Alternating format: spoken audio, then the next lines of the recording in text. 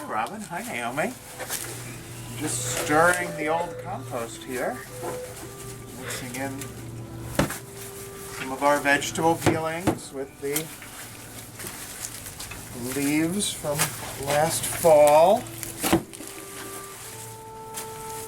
we can have some compost for the garden next summer.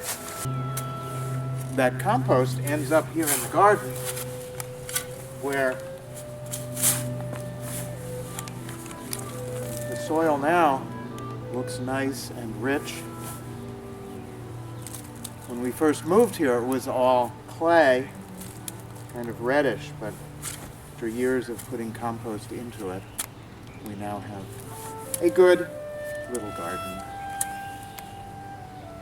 To notice how easy it is to have the compost pile.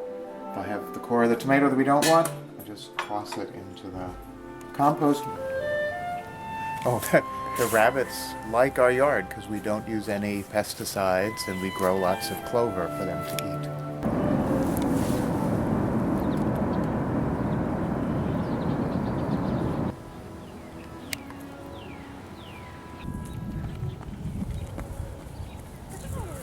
Oh, hi, Robyn.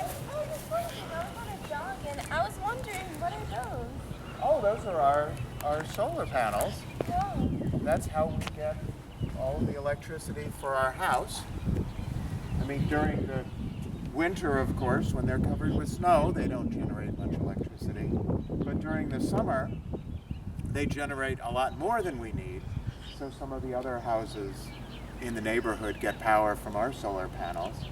But really, as I'm sure you noticed on your jog, there's 5 or 6 more houses just on our street that have solar panels. I saw that. Already, so it's actually been catching on. Wow, look at that.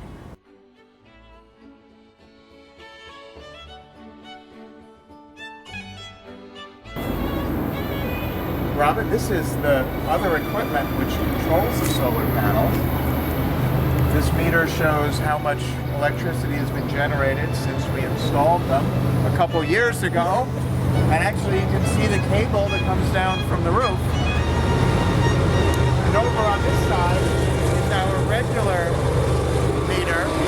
But actually when the solar panels are running, the number goes down. It's actually running backwards as we power the rest of the neighborhood. And of course you can hear the train in the background. It's a very fuel-efficient way of transporting goods, but it's also not the nicest neighbor, but...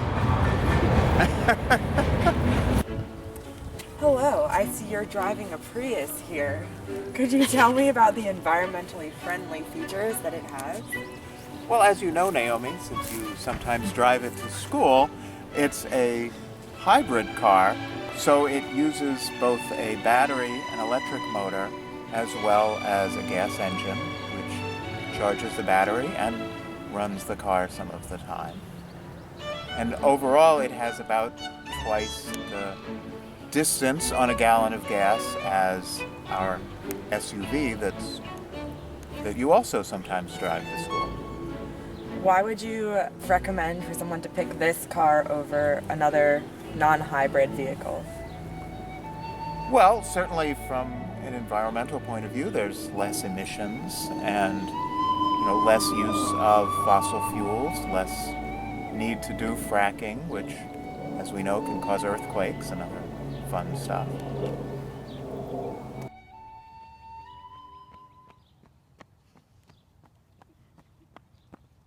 Hey Robyn, out for a jog?